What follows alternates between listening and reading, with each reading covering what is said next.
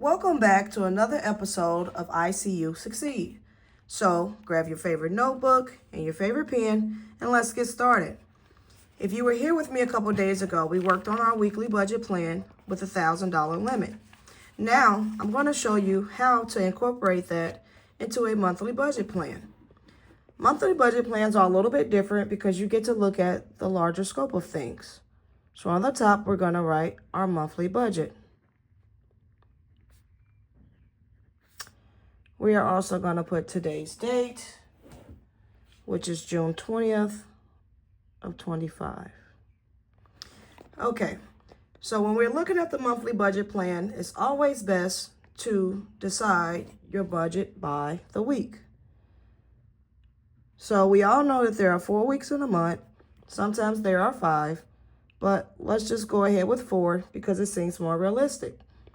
So in week 1, most of the time, we always have to pay our rent, our mortgage, whatever that bigger bill is. But that's okay because it comes out at the beginning.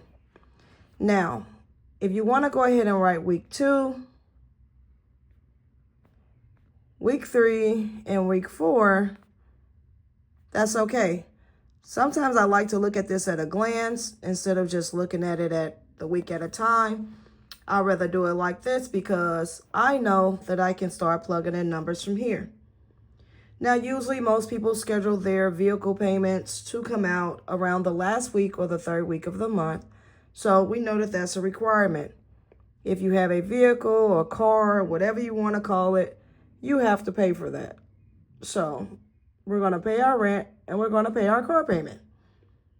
So the next thing, most of the time we have our water bill, our gas bill, and our light bill. So what I usually do is, because of the 2 biggest bills come out the first week and the second week, the first week and the 3rd week, I usually try to leave myself some type of lenient room on week 2, or I'll decide to leave myself some extra money here on week 4. So let's just say in this example, we want to leave a little bit of more money at the end of the month. That way we can carry over some into July. So in week 2, we're going to go ahead and pay that gas bill and that light bill. Now, most of the time you have to get groceries. We'll just do that at the start of the month, depending on your situation, Social Security, governmental assistance, cash, whatever the case may be.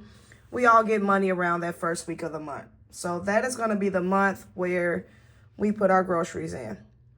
So now we have our rent, our groceries, our light paid, our gas bill paid, and our vehicle payment. So guys, what is always next? Credit cards. If you have credit cards, cell phone bills, and things like that, we're going to go ahead and put the cell phone bill under week 3. And again, notice that I still have not put anything under week 4, right? So let's just say we got a credit card here. And if you're anything like me, you actually have more than one credit card. So we're going to drop a credit card payment here at the first week as well. So we've paid our rent, we've paid our cars, we've paid our cell phone bills, we paid our light bills, we paid that gas bill, and we've also had enough money left for groceries. Now, if you look at this example, I have a whole week left when no bills are coming out. This to me is a free check. Now, what you do with your free check is up to you. But as you can see, with the monthly plan, you have more of a wide range to spread the bills out and free yourself up some money. Regardless if you put all the bills to the front and free up at the end, or you end up putting week 2 bills and week 3 bills down to week 3 and week 4, and you free up the check here in the second week.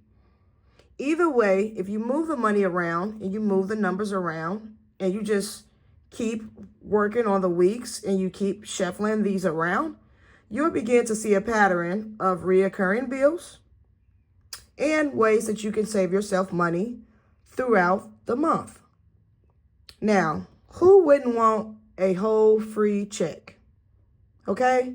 So I don't know about you guys, but a whole free check, not having to pay anything, this is when you can buy your personal items, You can take a family vacation. Maybe you saw like some shoes or a handbag or some sunglasses, or guys, a hat, or you want to get your hair done or something like that, or you want to wash your car. This is the week where you can actually do things for yourself and not feel guilty about not paying or not covering anything that you needed to pay. So I'm going to teach you guys the way to make a budget plan, but also to live within your means and keep your priorities first. In keeping our priorities first and paying the bills on time, it is how we're going to build our credit. In further sessions, I will teach you about credit and how we're going to get there based upon the budget plans that you make today. Today's decisions affects tomorrow's outcomes. So be careful what you choose and let me know how you plan to budget the things that you have going on in your life. That's it, guys. See you later.